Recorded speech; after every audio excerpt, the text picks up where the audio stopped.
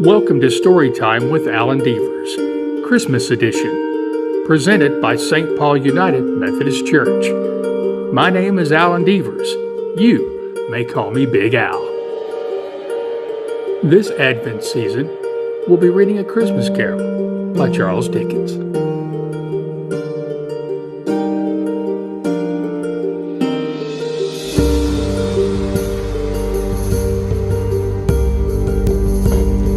Stave 1, Marley's Ghost. Marley was dead to begin with. There is no doubt whatever about that.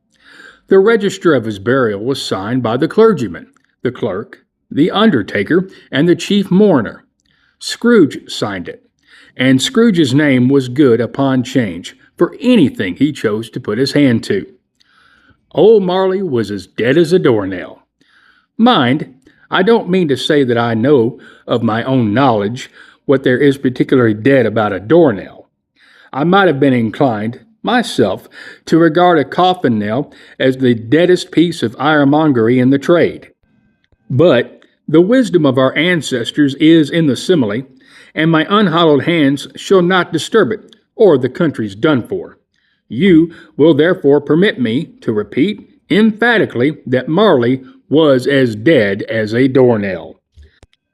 Scrooge knew he was dead. Of course he did. How could it be otherwise? Scrooge and he were partners for I don't know how many years. Scrooge was his sole executor, his sole administrator, his sole assign, his sole residuary legatee, his sole friend, and sole mourner. And even Scrooge was not so dreadfully cut up by the sad event, but that he was an excellent man of business on the very day of the funeral, and surmised it with an undoubted bargain. The mention of Marley's funeral brings me back to the point I started from. There is no doubt that Marley was dead. This must be distinctly understood, or nothing wonderful can come of the story I am going to relate. If we were not perfectly convinced that Hamlet's father died before the play began, there would be nothing more remarkable in his taking a stroll at night in an easterly wind upon his own ramparts than there would be in any other middle-aged gentleman rashly turning out after dark in a breezy spot, say St. Paul's churchyard, for instance, literally to astonish his son's weak mind. Scrooge never painted out old Marley's name. There it stood, years afterwards, above the warehouse door, Scrooge and Marley. The firm was known as Scrooge and Marley. Sometimes people new to the business called Scrooge Scrooge, and sometimes Marley, but he answered to both names. It was all the same to him. Oh, but he was tight-fisted hand at the grindstone, Scrooge, a squeezing, wrenching, grasping, scraping, clutching, covetous old setter. Hard and sharp as a flint, from which no steel had ever struck out generous fire, secret and self-contained and solitary as an oyster. The cold within him froze his old features, nipped his pointed nose, shriveled his cheek, stiffened his gait, made his eyes red, his thin lips blue, and spoke out shrewdly in his grating voice. A frosty rime was on his head and on his eyebrows and his wiry chin. He carried his own low temperature always about with him. He iced his office in the dog days and didn't thaw it 1 degree at Christmas. Eternal heat and cold had little influence on Scrooge. No warmth could warm, no wintry weather chill him. No wind that blew was bitter than he. No falling snow was more intent upon its purpose. No pelting rain less open to entreaty. Foul weather didn't know where to have him. The heaviest rain and snow and hail and sleet could boast of the advantage over him in only one respect. They often came down handsomely, and Scrooge never did. Nobody ever stopped him in the street to say with gladsome looks, "My dear Scrooge, how are you? When will you come to see me?" No beggars implored him how to bestow a trifle. No children asked him what it was o'clock. No man or woman ever once in all his life inquired the way to such and such a place of Scrooge.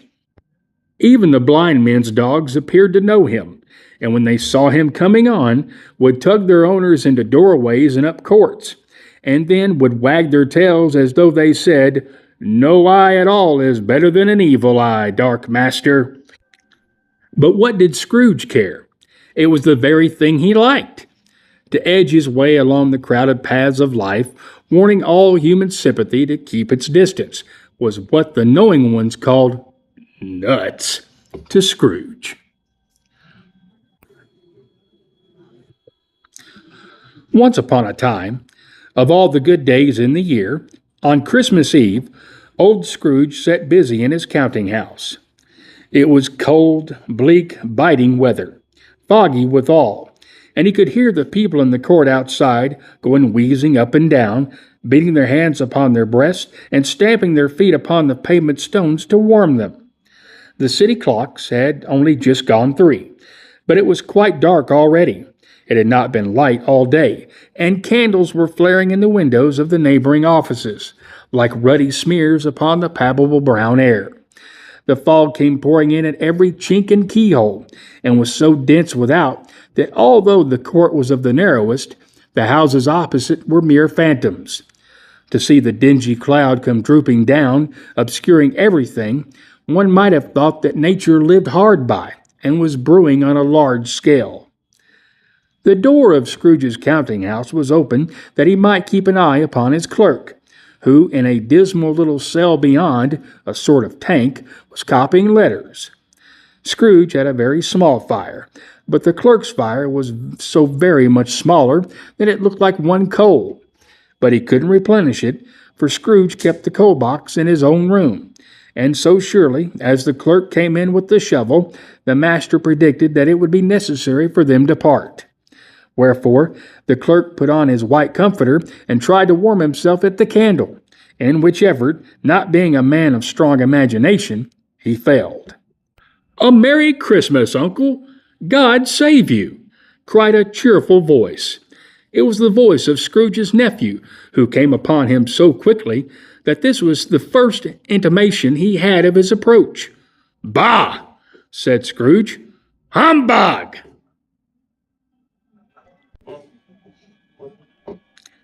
He had so heated himself with rapid walking in the fog and frost, this nephew of Scrooge's, that he was all in a glow. His face was ruddy and handsome, his eyes sparkled, and his breath smoked again. "Christmas? A humbug, Uncle?" said Scrooge's nephew.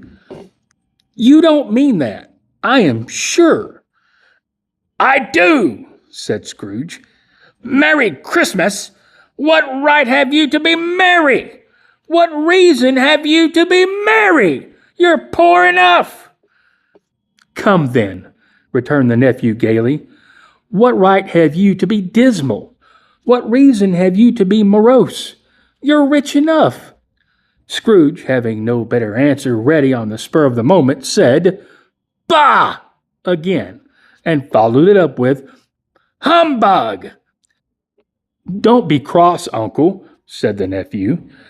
"What else can I be?" returned the uncle, "when I live in such a world of fools as this? Merry Christmas! Out upon Merry Christmas! What's Christmas time to you but a time for paying bills without money, a time for finding yourself a year older, but not an hour richer, a time for balancing your books and having every item in them through a round dozen of months presented dead against you? If I could work my will," said Scrooge indignantly, "every idiot who goes about with Merry Christmas on his lips should be boiled with his own pudding and buried with a stake of holly through his heart. He should." "Uncle," pleaded the nephew. "Nephew," returned the uncle sternly, "keep Christmas in your own way, and let me keep it in mine." "Keep it," repeated Scrooge's nephew, "but you don't keep it." "Let me leave it alone, then," said Scrooge. "Much good may it do you. Much good it has ever done you! There are many things from which I might derive good, by which I have not profited, I dare say, returned the nephew. Christmas among the rest. But I am sure I have always thought of Christmas time, when it has come round, apart from the veneration due to its sacred name and origin. If anything belonging to it can be apart from that, as a good time, a kind, forgiving, charitable, pleasant time, the only time I know of, in the long calendar of the year, when men and women seem by one constant to open their shut-up hearts freely, and to think of people below them as if they really were fellow passengers to the grave, and not another race of creatures bound on other journeys. And therefore, uncle, though it has never put a scrap of gold or silver in my pocket, I believe it's done me good, and will do me good. And I say, God bless it. The clerk in the tank involuntarily applauded. Becoming immediately sensible of the impropriety, he poked the fire and extinguished the last frail spark forever. Let me hear another sound from you, said Scrooge, and you'll keep your Christmas by losing your situation. You're quite a powerful speaker, sir, he added, turning to his nephew. I wonder, you don't go into Parliament? Don't be angry, Uncle. Come, dine with us tomorrow. Scrooge said that he would see him. Yes, indeed he did. He went the whole length of the expression and said that he would see him in that extremity first. But why? Cried Scrooge's nephew. Why? Why did you get married? Said Scrooge. Because I fell in love. Because you fell in love, growled Scrooge, as if that were the only one thing in the world more ridiculous than a Merry Christmas. Good afternoon. Nay, Uncle, but you never came to see me before that happened. Why give it as a reason for not coming now? Good afternoon, said Scrooge. I want nothing from you. I ask nothing of you. Why cannot we be friends? I am sorry, with all my heart, to find you so resolute. We have never had any quarrel, to which I have been a party, but I have made the trial and homage to Christmas, and I'll keep my Christmas humor to the last. So, a Merry Christmas, Uncle. Good afternoon, said Scrooge, and a Happy New Year. Good afternoon, said Scrooge. His nephew left the room without an angry word, notwithstanding.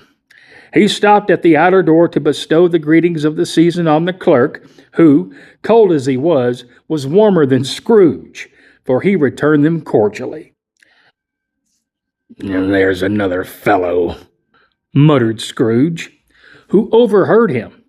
My clerk, with 15 shillings a week, and a wife and a family, talking about a Merry Christmas. I'll retire to Bedlam. This lunatic, in letting Scrooge's nephew out, had to let 2 other people in. They were portly gentlemen, pleasant to behold, and now stood, with their hats off, in Scrooge's office. They had books and papers in their hands, and bowed to him. Scrooge and Marley's, I believe, said one of the gentlemen, referring to his list. Have I the pleasure of addressing Mr. Scrooge or Mr. Marley? Mr. Marley's been dead these 7 years, Scrooge replied. He died 7 years ago this very night. We have no doubt his liberality is well represented by his surviving partner, said the gentleman, presenting his credentials. It certainly was, for they had been 2 kindred spirits. At the ominous word liberality, Scrooge frowned, shook his head, and handed the credentials back. At this festive season of the year, Mr. Scrooge, said the gentleman, taking up a pen, It is more than usually desirable that we should make some slight provision for the poor and destitute, who suffer greatly at the present time. Many thousands are in want of common necessaries. Hundreds of thousands are in want of common comforts, sir." "Are there no prisons?" asked Scrooge. "Plenty of prisons," said the gentleman, laying down the pen again. "And the Union workhouses?" demanded Scrooge. "Are they still in operation?" "They are, still," returned the gentleman. "I wish I could say they were not." "The treadmill and the poor law are in full vigor, then?" said Scrooge. "Both. Very busy, sir." "Oh, I was afraid from what you said at first that something had occurred to stop them in their useful course," said Scrooge. "I'm very glad to hear it." "Well, under the impression that they scarcely furnish Christian cheer of mind or body to the multitude," returned the gentleman, "a few of us are endeavoring to raise a fund to buy the poor some meat and drink and means of warmth. We choose this time because it is a time, of all others, when want is keenly felt and abundance rejoices. What shall I put you down for?" "Nothing," Scrooge replied. "You wish to be anonymous?" "I wish to be left alone," said Scrooge. "Since you ask me what I wish, gentlemen, that is my answer. I don't make merry myself at Christmas, and I can't afford to make idle people merry. I help to support the establishments I have mentioned. They cost enough, and those who are badly off must go there." "Many can't go there, and many would rather die." "If they would rather die," said Scrooge, "they had better do it, and decrease the surplus population. Besides, excuse me, I don't know that." "But you might know it," observed the gentleman. "It's not my business," Scrooge returned. "It's enough for a man to understand his own business, and not to interfere with other people's. Mine occupies me constantly. Good afternoon, gentlemen." Seeing clearly that it would be useless to pursue their point, the gentleman withdrew. Scrooge resumed his labors with an improved opinion of himself, and in a more facetious temper than was usual with him. Meanwhile, the fog and darkness thickened so that people ran about with flaring lamps, offering their services to go before horses and carriages and conduct them on their way. The ancient tower of a church, whose gruff old bell was always peeping slyly down at Scrooge out of a Gothic window in the wall, became invisible and struck the hours and quarters in the clouds, with tremulous vibrations afterwards, as if its teeth were chattering in its frozen head up there. The cold became intense. In the main street, at the corner of the court, some laborers were repairing the gas pipes, and had lighted a great fire in a brazier, round which a party of ragged men and boys were gathered, warming their hands and winking their eyes before the blaze in rapture. The water plug being left in solitude, its overflowing sullenly congealed and turned to misanthropic ice, the brightness of the shops, where holly springs and berries crackled in the lamp heat of the windows, made pale faces ruddy as they passed. Pulleters and grocer trades became a splendid joke, a glorious pageant with which it's next to impossible to believe that such dull principles as bargain and sell had anything to do. The Lord Mayor, in the stronghold of the mighty mansion house, gave orders to his 50 cooks and butlers to keep Christmas as a Lord Mayor's household should, and even the little tailor, whom he had fined 5 shillings on the previous Monday for being drunk and bloodthirsty in the streets, stirred up tomorrow's pudding in his garret, while his lean wife and the baby sallied out to buy the beef.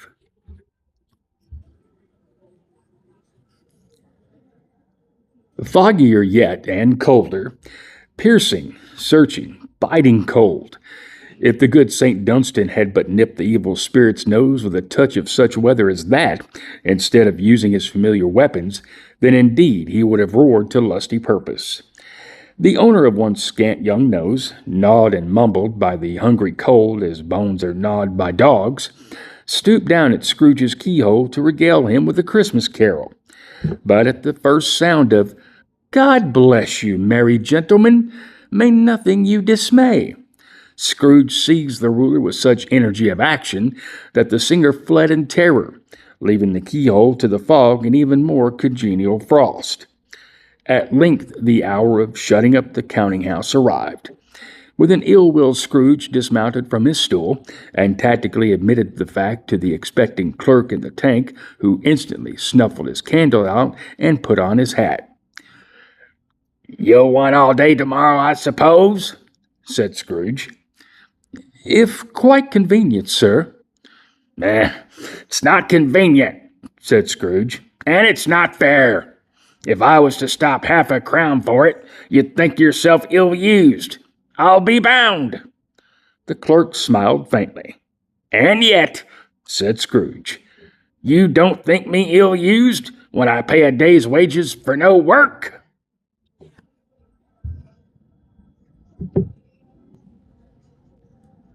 The clerk observed that it was only once a year. A poor excuse for picking a man's pocket every 25th of December," said Scrooge, buttoning his greatcoat to the chin. "But I suppose you must have the whole day. Be here all the earlier next morning." The clerk promised that he would, and Scrooge walked out with a growl. The office was closed in a twinkling, and the clerk, with the long ends of his white comforter dangling below his waist, for he boasted no great coat, went down on a slide on Cornhill at the end of the lane of boys 20 times, in honor of its being Christmas Eve, and then ran home to Camden Town as hard as he could pelt to play at Blind Man's Buff. Scrooge took his melancholy dinner in his usual melancholy tavern, and having read all the newspapers and beguiled the rest of the evening with his banker's book, went home to bed. He lived in chambers which had once belonged to his deceased partner. They were a gloomy suite of rooms, and a lowering pile of building up a yard where it had so little business to be that one could scarcely help fancying it must have run there when it was a young house, playing at hide-and-seek with the other houses, and forgotten the way out again. It was old enough now and dreary enough, for nobody lived in it but Scrooge, the other rooms being all let out as offices. The yard was so dark that even Scrooge, who knew its every stone, was fain to grope with his hands. The fog and frost so hung about the black old gateway of the house that it seemed as if the genius of the weather sat in mournful meditation on the threshold.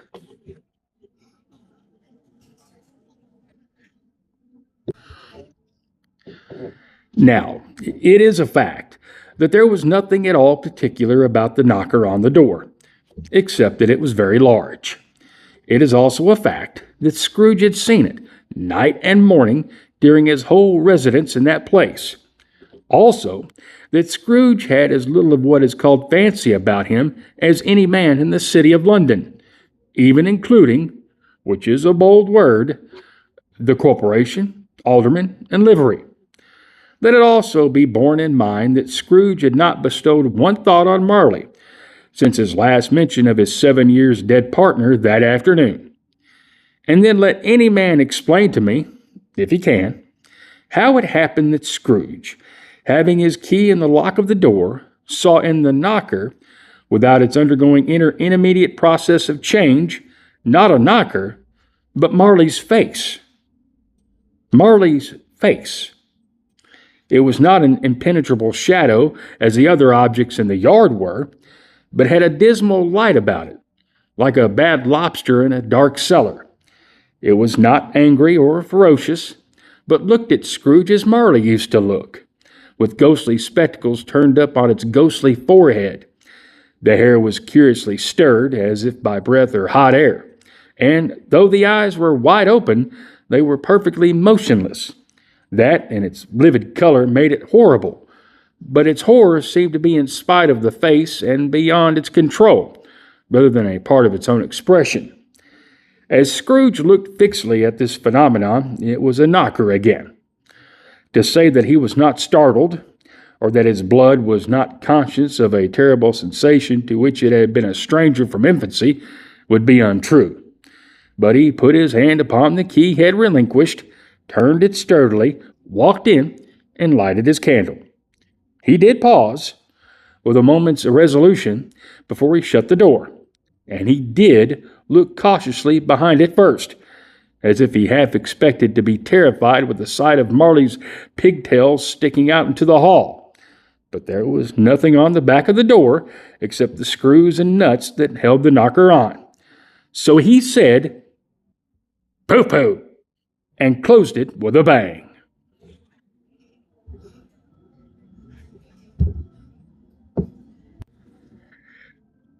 The sound resounded through the house like thunder. Every room above and every cask in the wine merchant's cellars below appeared to have a separate peal of echoes of its own. Scrooge was not a man to be frightened by echoes. He fastened the door and walked across the hall and up the stairs, slowly too, trimming his candle as he went. You may talk vaguely about driving a coach and six up a good old flight of stairs or through a bad young act of Parliament, but I mean to say you might have got a hearse up that staircase and taken it broadwise, with the splinter bar towards the wall and the door towards the balustrades, and done it easy. There was plenty of width for that, and room to spare, which is perhaps the reason why Scrooge thought he saw a locomotive hearse going on before him in the gloom. Half a dozen gas lamps out of the street wouldn't have lighted the entry too well, so you may suppose that it was pretty dark with Scrooge's dip. Up Scrooge went, not caring a button for that. Darkness is cheap, and Scrooge liked it. But before he shut his heavy door, he walked through his rooms to see that all was right. He had just enough recollection of the face to desire to do that. Sitting room, bedroom, lumber room, all as they should be. Nobody under the table, nobody under the sofa, a small fire in the grate, spoon and basin ready, and the little saucepan of gruel — Scrooge had a cold in his head — upon the hob. Nobody under the bed, nobody in the closet, nobody in his dressing gown, which was hanging up in a suspicious attitude against the wall. Lumber room as usual. Old fire guard, old shoes, 2 fish baskets, washing stand on 3 legs, and a poker.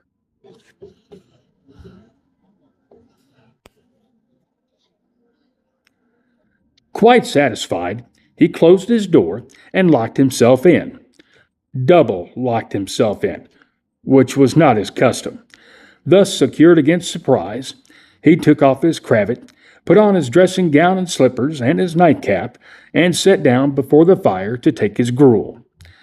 It was a very low fire indeed, and nothing on such a bitter night. He was obliged to sit close to it and brood over it, before he could extract the least sensation of warmth from such a handful of fuel. The fireplace was an old one, built by some Dutch merchant long ago, and paved all around with quaint Dutch tiles, designed to illustrate the Scriptures. There were Cains and Abels, Pharaoh's daughters, queens of Sheba, angelic messengers descending through the air on clouds like featherbeds, Abrahams, Belshazzars, apostles putting off to sea in butter boats, hundreds of figures to attract his thoughts. And yet, that face of Marley, 7 years dead, came like the ancient prophet's rod and swallowed up the whole. If each smooth tile had been a blank at first, with power to shape some pictures on its surface from the disjointed fragments of his thoughts, there would have been a copy of old Marley's head on every one. "Humbug!"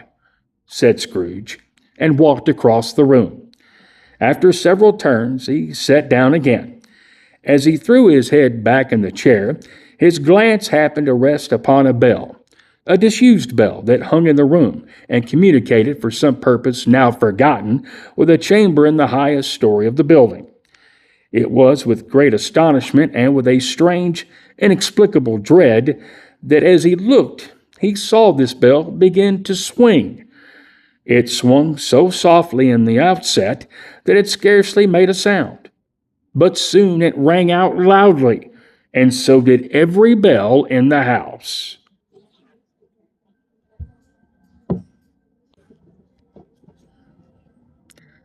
This might have lasted half a minute or a minute, but it seemed an hour.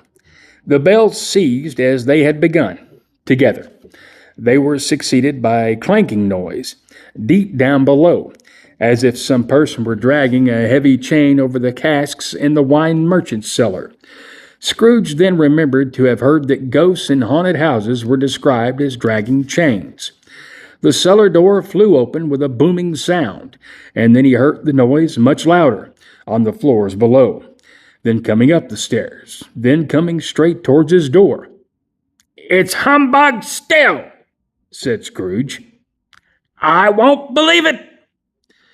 His color changed, though, when, without a pause, it came on through the heavy door and passed into the room before his eyes. Upon its coming in, the dying flame leaped up as though it cried, "I know him! Marley's ghost!" and fell again. The same face, the very same. Marley in his pigtail, usual waistcoat, tights and boots, the tassels on the latter bristling, like his pigtail, and his coat skirts, and the hair upon his head. The chain he drew was clasped about his middle. It was long and wound about him like a tail, and it was made, for Scrooge observed it closely, of cash boxes, keys, padlocks, ledgers, deeds, and heavy purses wrought in steel. His body was transparent, so that Scrooge, observing him and looking through his waistcoat, could see the 2 buttons on his coat behind. Scrooge had often heard it said that Marley had no bowels, but he had never believed it until now.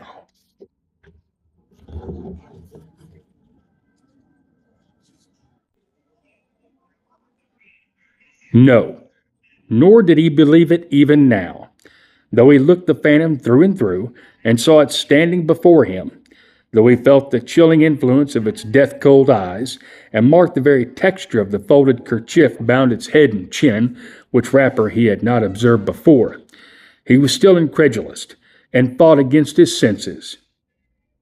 "How now?" said Scrooge, caustic and cold as ever. "What do you want with me?" "Much." Marley's voice. No doubt about it. "Who are you?" "Ask me who I was." "Who were you then?" said Scrooge, raising his voice. "You're particular for a shade." He was going to say, "to a shade," but substituted this as more appropriate. "In life, I was your partner, Jacob Marley." Can you sit down?" asked Scrooge, looking doubtfully at him. "I can." "Do it then."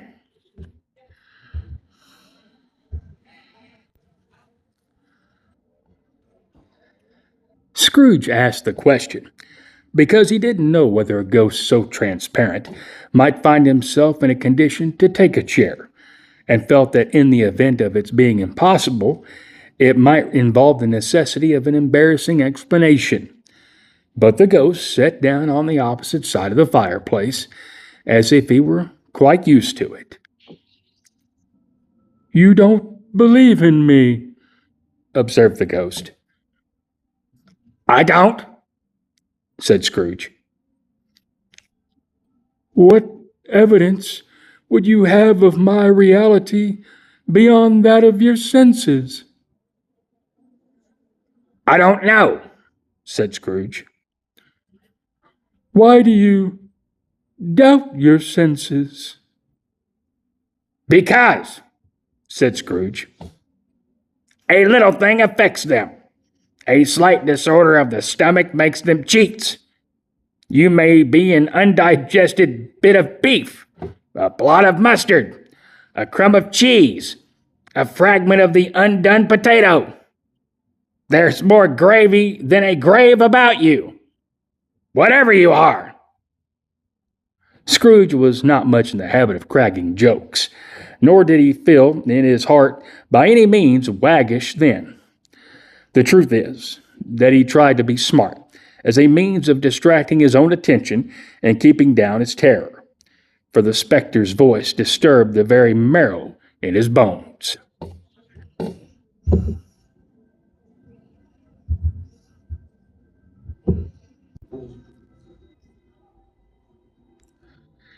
To sit, staring at those fixed glazed eyes, in silence for a moment, would play, Scrooge felt, the very deuce with him. There was something very awful, too, in the spectre's being provided with an infernal atmosphere of its own. Scrooge could not feel it himself, but this was clearly the case, for the ghost sat perfectly motionless. Its hair, skirts, and tassels were still agitated as by the hot vapor from an oven. "You see this toothpick?" said Scrooge, returning quickly to the charge for the reason just assigned, and wishing, though it was only for a second, to divert the vision's stony gaze from himself. "I do," replied the ghost. "You're not looking at it," said Scrooge. "But I see it," said the ghost, "notwithstanding." "Well," returned Scrooge, "I have but to swallow this, and be for the rest of my days persecuted by a legion of goblins, all of my own creation. Humbug, I tell you! Humbug!"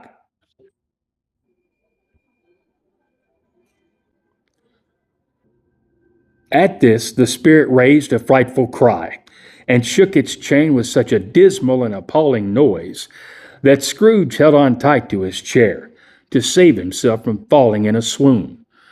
But how much greater was his horror when the phantom, taking off the bandage round its head, as if it were too warm to wear indoors, its lower jaw dropped down upon its breast.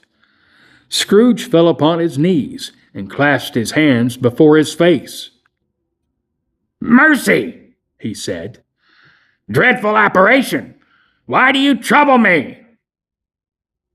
"Man of the worldly mind," replied the ghost, "do you believe in me or not?" "I do," said Scrooge. "I must. But why do spirits walk the earth, and why do they come to me?" "It is required of every man," the ghost returned, "that the spirit within him should walk abroad among his fellow men and travel far and wide. And if that spirit goes not forth in life, it is condemned to do so after death. It is doomed to wander through the world. Oh, woe is me! And witness what it cannot share, but might have shared on earth, and turn to happiness." Again the spectre raised a cry, and shook its chain, and wrung its shadowy hands. "You are fettered," said Scrooge, trembling. "Tell me why." "I wear the chain I forged in life," replied the ghost. "I made it link by link and yard by yard. I girded it on of my own free will, and of my own free will I wore it. Is its pattern strange to you?"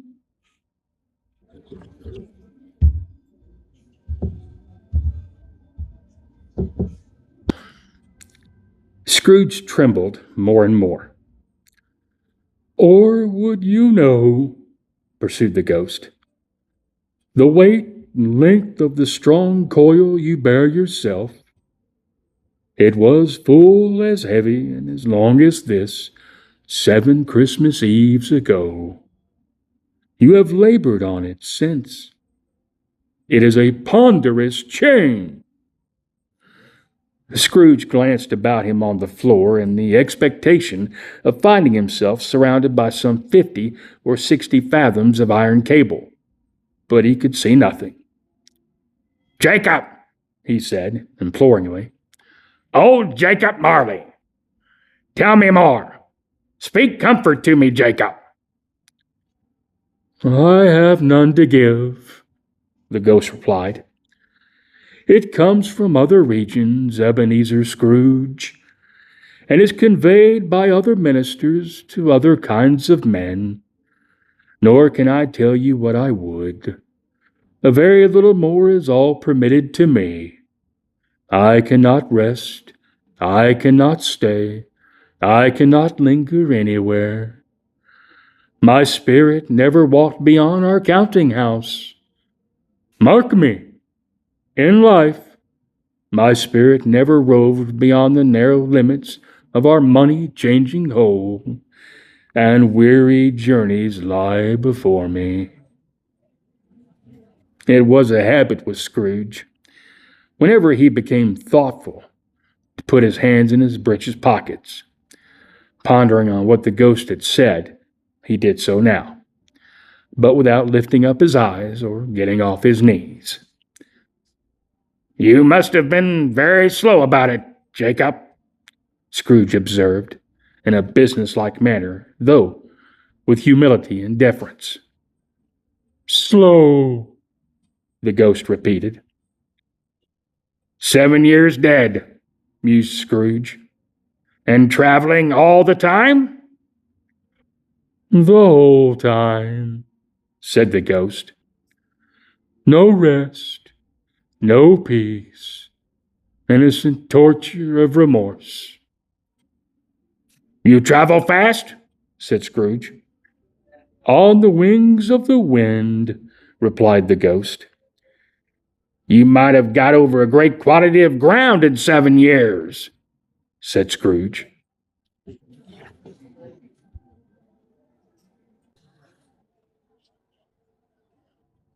The ghost, on hearing this, set up another cry, and clanked its chain so hideously in the dead silence of the night that the ward would have been justified in indicting it for a nuisance.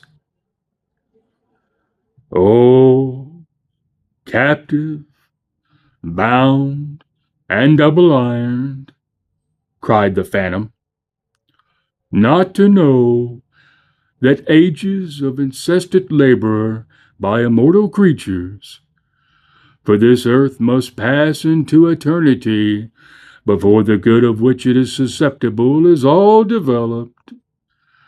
Not to know that any Christian spirit, working kindly in its little sphere, whatever it may be, will find its mortal life too short for its vast means of usefulness.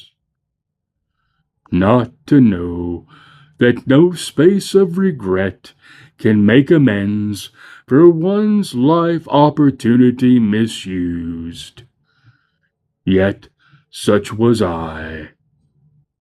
Oh, such was I. But you were always a good man of business, Jacob, faltered Scrooge, who now began to apply this to himself. Business?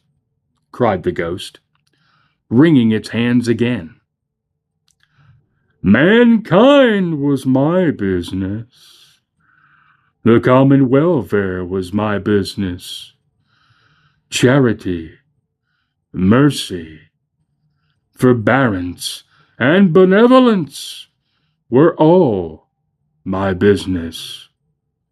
The dealings of my trade were but a drop of water in the comprehensive ocean of my business.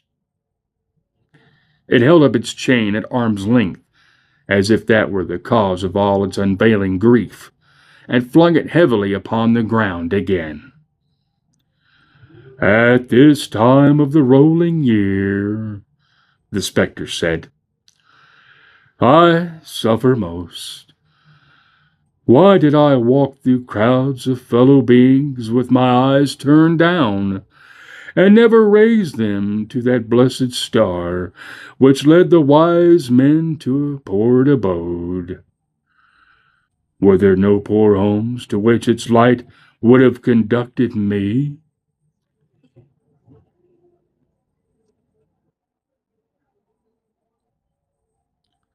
Scrooge was very much dismayed to hear the spectre going on at this rate, and began to quake exceedingly. "Hear me," cried the ghost. "My time is nearly gone." "I will," said Scrooge.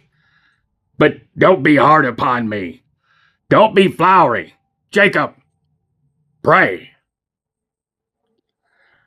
"How is it that I appear before you in a shape that you can see? I may not tell. I have sat invisible beside you many and many a day."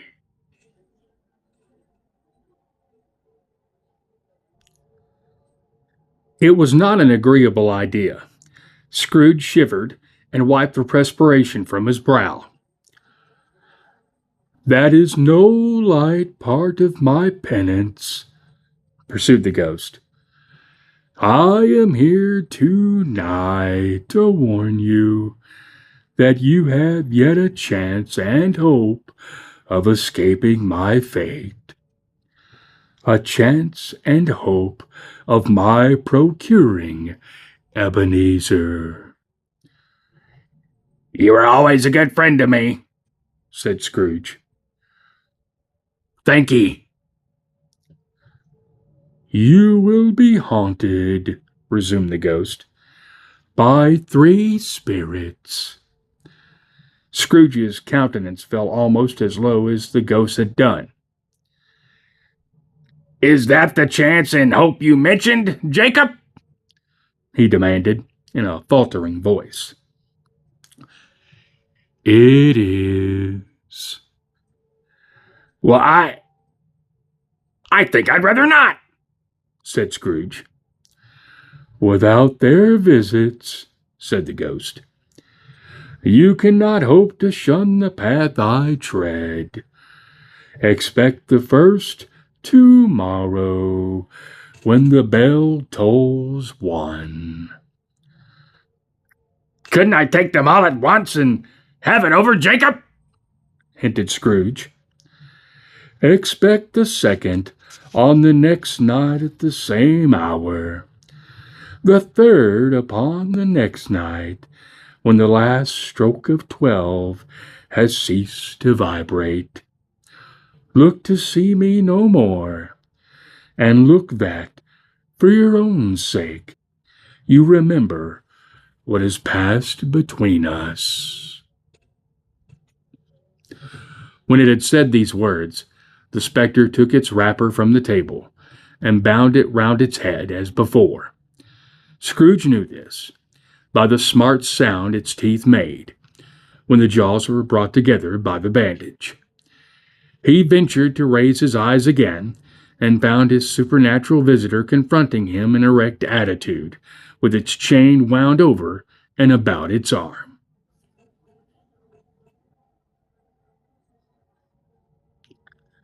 The apparition walked backward from him, and at every step it took, the window raised itself a little, so that when the spectre reached it, it was wide open.